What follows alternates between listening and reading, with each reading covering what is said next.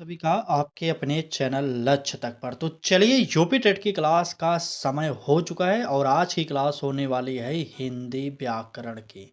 अगर आप पेपर 1 या पेपर 2 की तैयारी कर रहे हैं तो यह क्लास दोनों पेपरों के लिए इम्पोर्टेंट होने वाली है।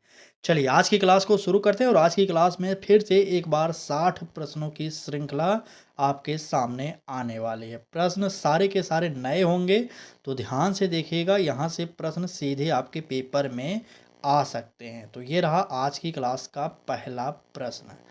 पहले प्रश्न में कहा जा रहा है कि दिग्गज शब्द में कौन सी संधि है? गुण संधि है, वृद्धि संधि है, व्यंजन संधि है या यण संधि है? तो कौन सा संधि होगा, आप लोग बताइए। तो इसका सबसे पहले अगर बात की जाए संधि विच्छेद कैसे करेंगे, तो संधि विच्छेद इसका नोट करिए, दिक धन गज, यह होता है इसका संधि विच्छेद। इसको गज कर लीजिएगा, ठीक ना। ये हो जाएगा संधि विच्छेद। 1 मिनट फिर से साफ लिख लीजिए, गज ना। अब यहाँ पर ये आधा का जो होगा ये आधा ग बन जाता है, तब ये बनता है दिग्गज। आपको जब हम विस्तार से पढ़ाएंगे उसमें हम समझा देंगे। तो यहाँ पर जो संधि होगा वह हो जाएगा व्यंजन संधि। नोट करिए, सी वाला ऑप्शन हम सही कर रहे हैं। आगे बढ़िए, देखते हैं अगला प्रश्न क्या कह रहा है।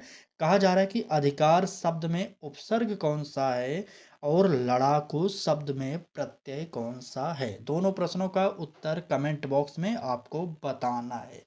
तो फटाक से कमेंट करिए और देखते हैं कितने लोग उत्तर सही करते हैं। चलिए, जल्दी से बताइए। अगर बात किया जाए अधिकार शब्द में उपसर्ग की, तो यहाँ पर अधि जो शब्द है ये हमारा उपसर्ग यहाँ पर है।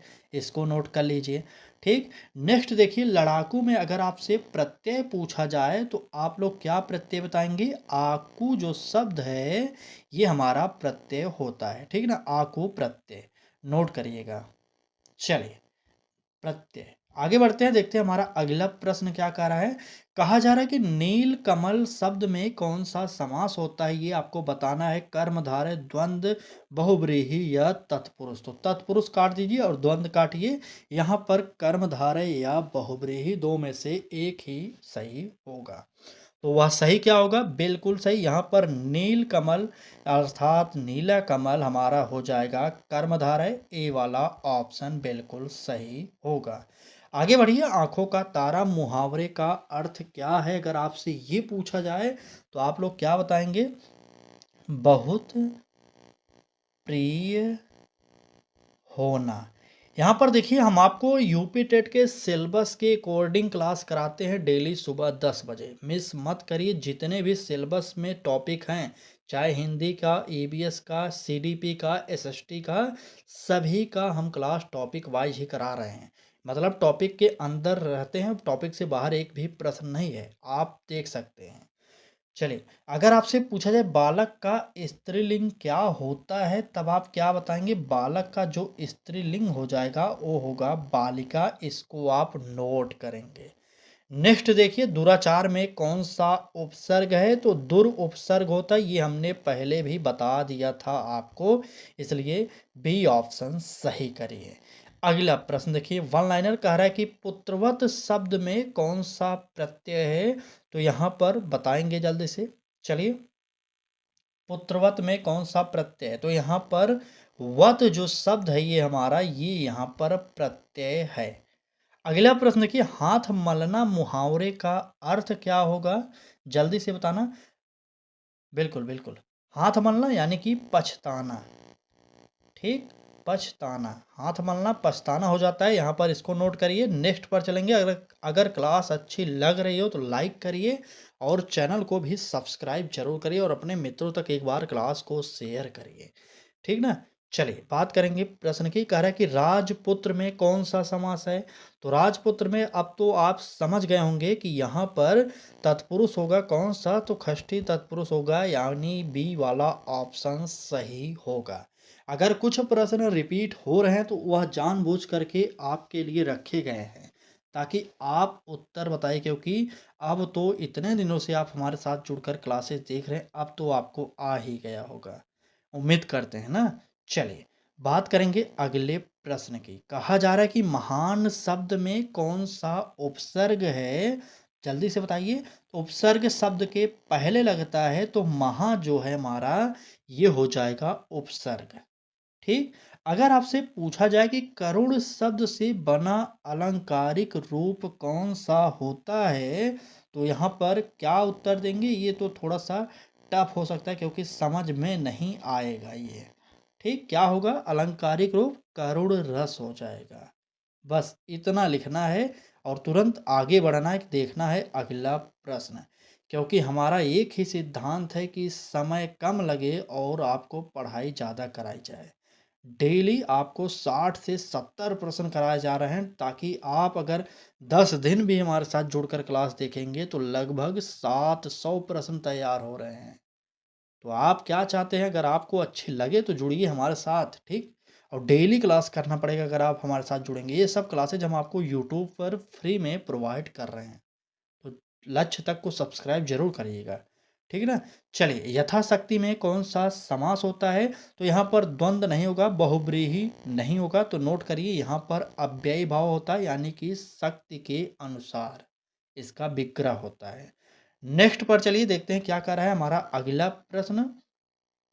कहा जा रहा है कि नाक कटना मुहावरे का अर्थ क्या है। अगर आपसे पूछा जाए कि नाक कटना, गांव में सुने होंगे ना, कोई गलत काम करता है तो बोलते हैं "वो तो उसका नाक कटा दिया"। तो यहाँ पर यानी अर्थ हो जाएगा अपमान। अपमान होना, बिल्कुल अपमान होना। अगर आपसे पूछा जाए कि कवि का स्त्रीलिंग क्या होगा, तो कवि का जो स्त्रीलिंग होता है, ये कई बार परीक्षा में पूछा जा चुका है, तो ये होता है, क्या होगा बताइए। बिल्कुल बिल्कुल, यहाँ पर बिल्कुल कवित्री हो जाएगा। ठीक, कवित्री, कवयित्री। ये पेपर में पूछा गया है, यूपी टेट में भी और सुपर टेट जो 69,000 की वैकेंसी आई थी, शायद उसमें पूछा गया था, या 68,500 में, दोनों में से एक में पूछा भी गया है प्रश्न। अगला प्रश्न देखिए, कह रहा है कि महात्मा में कौन सा समास है, कर्मधारय, द्विगु, बहुब्रीहि या तत्पुरुष। चलिए, महात्मा शब्द में कौन सा समास है, तो यहाँ पर नोट करिएगा। महात्मा की अगर बात किया जा रहा है तो यहाँ पर जो होता है वह होता है कर्मधारय, यानी कि ए वाला ऑप्शन सही हो जाएगा। नेक्स्ट देखिए, कह रहा है कि सज्जन में कौन सी संधि है और चलन शब्द में कौन सा प्रत्यय है। दोनों प्रश्नों का उत्तर कमेंट बॉक्स में बता दीजिए।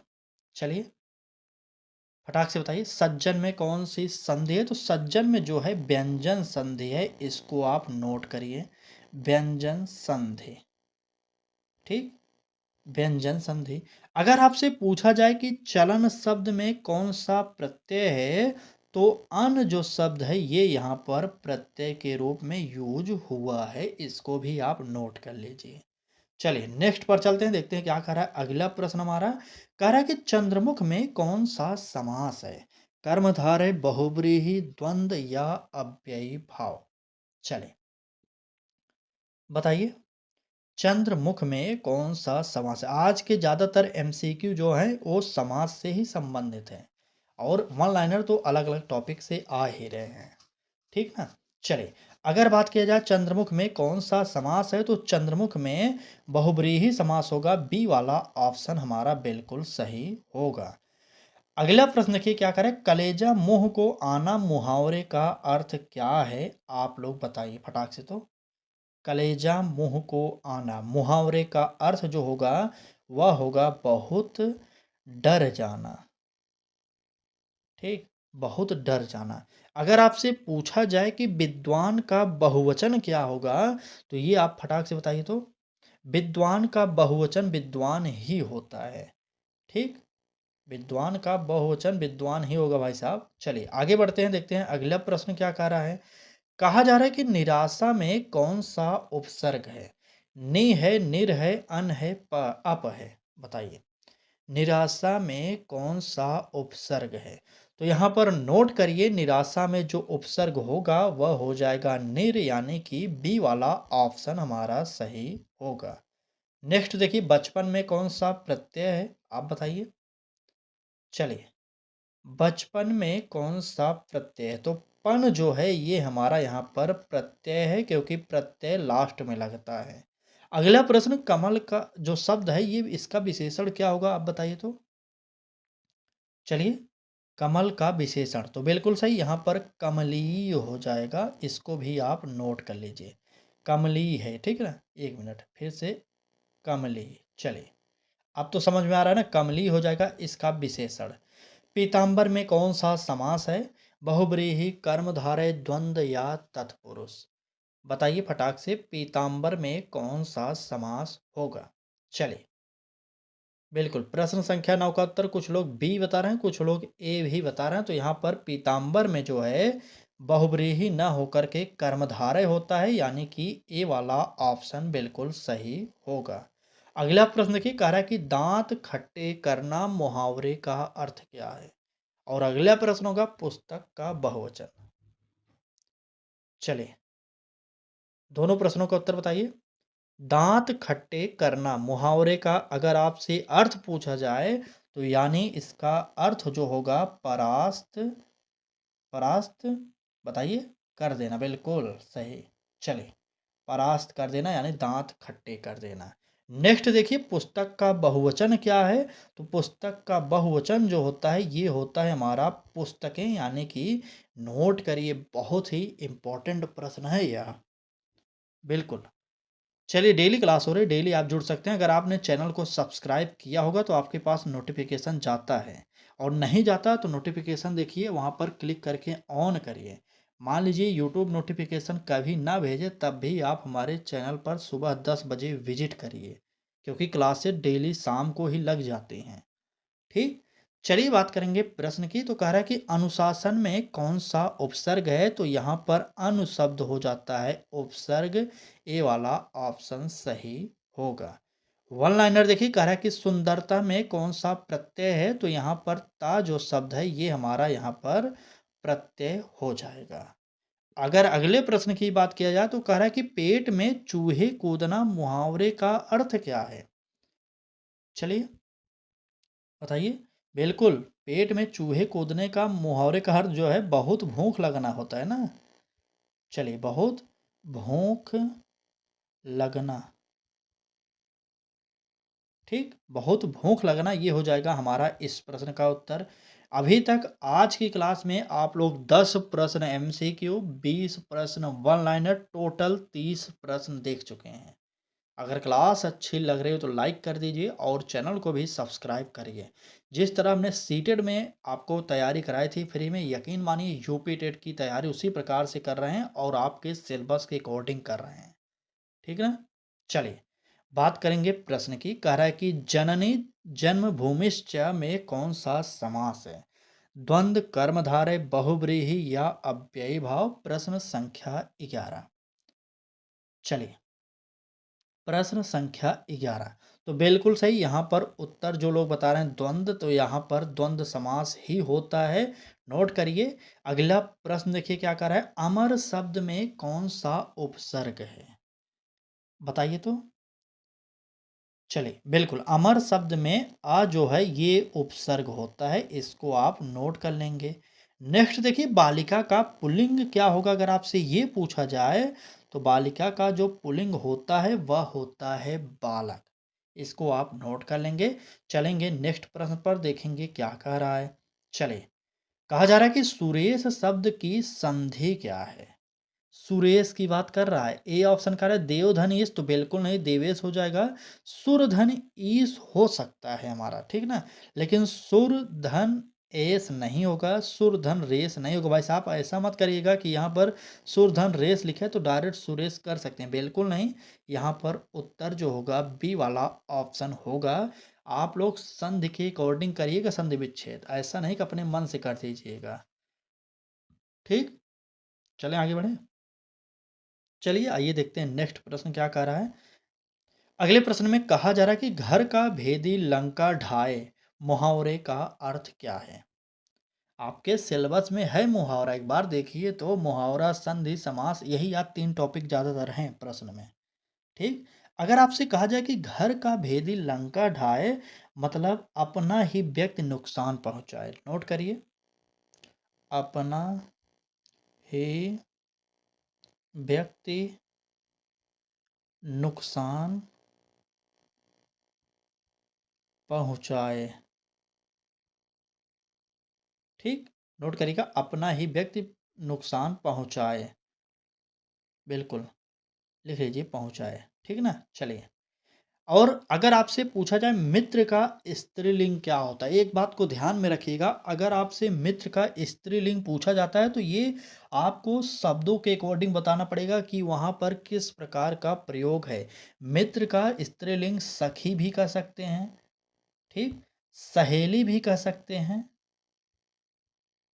ठीक, और कहीं कहीं पर मित्र ही लिखा रहता है, कहीं कहीं पर मित्रा लिखा रहता है।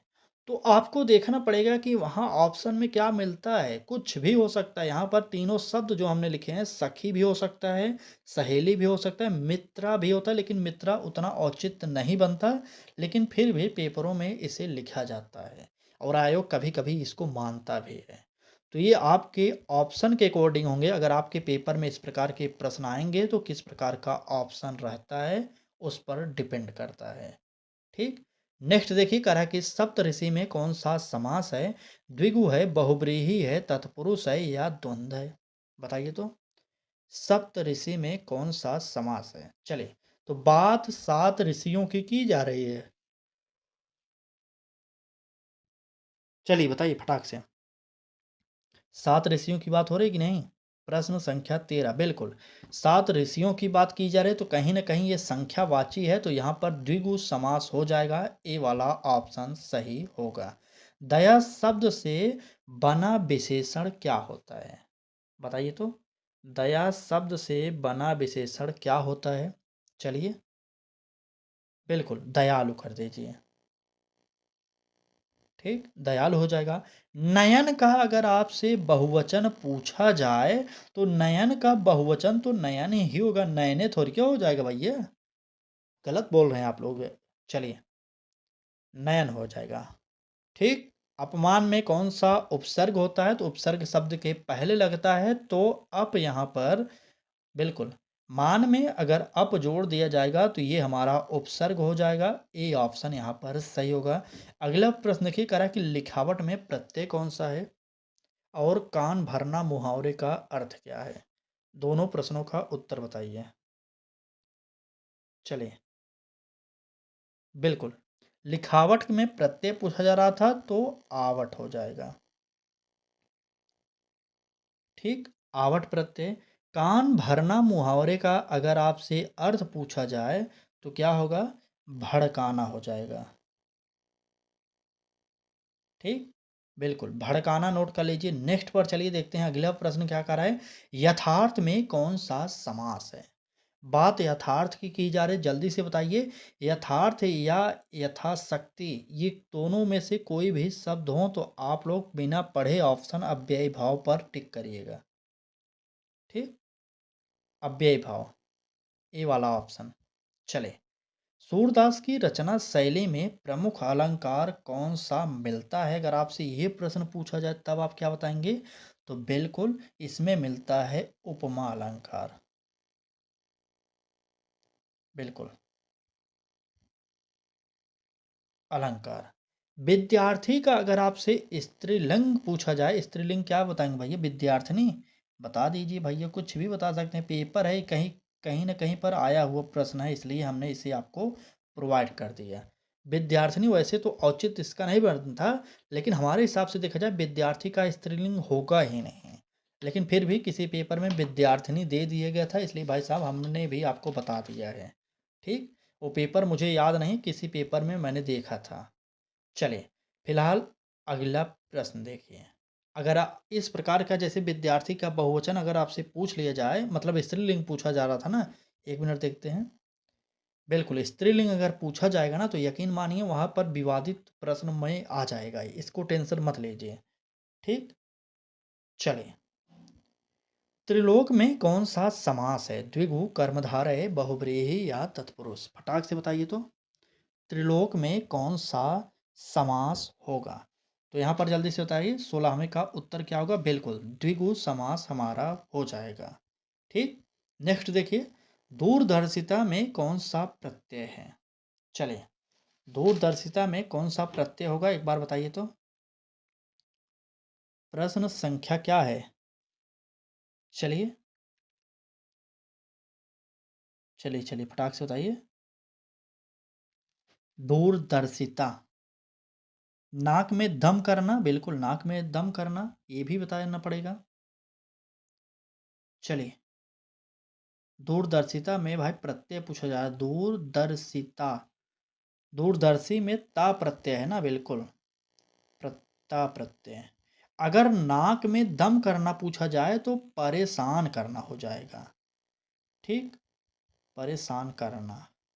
इसको भी आप लोग नोट कर लीजिए। चलिए आगे बढ़ते हैं और देखते हैं अगला प्रश्न क्या पूछ रहा है। पूछा जा रहा है यहाँ पर कि नीलकंठ में कौन सा समास है। शायद ये रिपीट हो गया प्रश्न, तो नोट करिए। नीलकंठ में बहुब्रीहि समास, यानी कि ए वाला ऑप्शन सही होता है।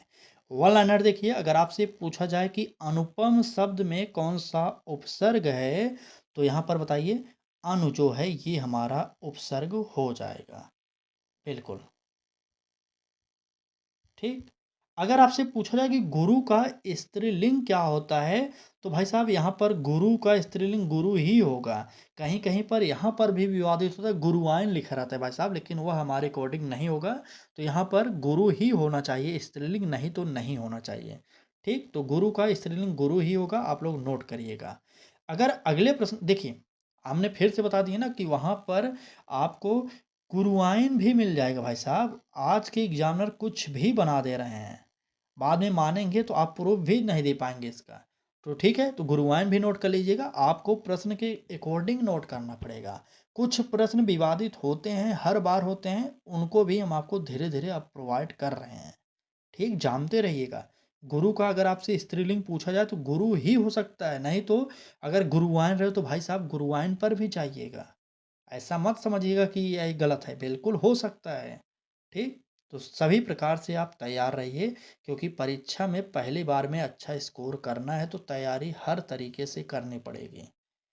एग्जामिनर के माइंड को पकड़ना पड़ेगा, किस प्रकार से वह माइंड सेट करता है, हर बार पेपर को बनाता है, इसको जानना पड़ेगा आपको। इस बार तो नया आयोग आपका पेपर कराने वाला है। ठीक, चलिए, इससे पहले पीएनपी कराता था ना, बिल्कुल। देखिए, कह रहा है कि देवालय शब्द की जो संधि विच्छेद है, इसको क्या कहेंगे बताइए तो। चलिए, आप खुद पढ़िए। देवधन आलय होगा, देवाधन लय होगा, या देवधन लय होगा, या दे धन वालय होगा। प्रश्न संख्या 19 का उत्तर क्या होगा? तो यहाँ पर नोट करिए, देवधन आलय जो होगा ये हमारा उत्तर होगा, ए ऑप्शन सही। नेक्स्ट देखिए क्या कह रहा है वन लाइनर में। आसमान सिर पर उठाना मुहावरे का अर्थ क्या है? बिल्कुल। अगर आसमान सिर पर उठाने की बात किया जा रहा है तो बहुत शोर मचाना हो जाएगा, मचाना। ठीक। अगला प्रश्न, नदी का बहुवचन क्या होगा? तो नदी का जो बहुवचन होता है नदियां होता है। इसको आप लोग नोट करिए। नेक्स्ट पर चलते हैं, देखते हैं क्या कह रहा है हमारा अगला प्रश्न। बहुरूपिया शब्द में कौन सा प्रत्यय है? बताइए तो। बहुरूपिया शब्द में कौन सा प्रत्यय है? तो बिल्कुल सही, बहुरूपिया शब्द में जो प्रत्यय होता है वह होता है हमारा ईया प्रत्यय। बी वाला ऑप्शन सही करिएगा, ए वाला मत करिएगा। ठीक, बिल्कुल। यहाँ पर बी ऑप्शन सही हो जाएगा। नेक्स्ट देखिए क्या कह रहा है। कानो कान खबर न होना मुहावरे का अर्थ क्या है? तो यहाँ पर बिल्कुल पता न लगना। नोट करिए, बिल्कुल बिल्कुल पता न लगना, इसको जानते रहिए। अगला प्रश्न, सुंदर शब्द से बना भाववाचक संज्ञा क्या है? तो यहाँ पर सुंदरता हो जाएगा। ठीक, सुंदरता होता है, इसको भी आप नोट कर लीजिए। चलिए, तो ये रहा आज की क्लास। आज की क्लास में टोटल प्रश्न कितने हुए? 60 प्रश्न हुए हैं। 60 में से 20 प्रश्न एमसीक्यू थे और 40 प्रश्न जो थे वो थे वन लाइनर। ठीक, आपको यह क्लास कैसी लगी ज़रूर कमेंट बॉक्स में बताइएगा। अगर क्लास अच्छी लगी हो तो लाइक कर दीजिए, चैनल को भी सब्सक्राइब करिएगा। और हाँ, एक बात को ज़रूर बताइएगा कि आज की क्लास में कितने प्रश्न आपके सही हुए, और ये बात सभी लोगों को बताना है। ठीक, चलिए क्लास को यहीं पर समाप्त करते हैं। कल फिर आएगी एक और बेहतरीन क्लास आपके सामने। सुबह 10 बजे तैयार रहिएगा। धन्यवाद।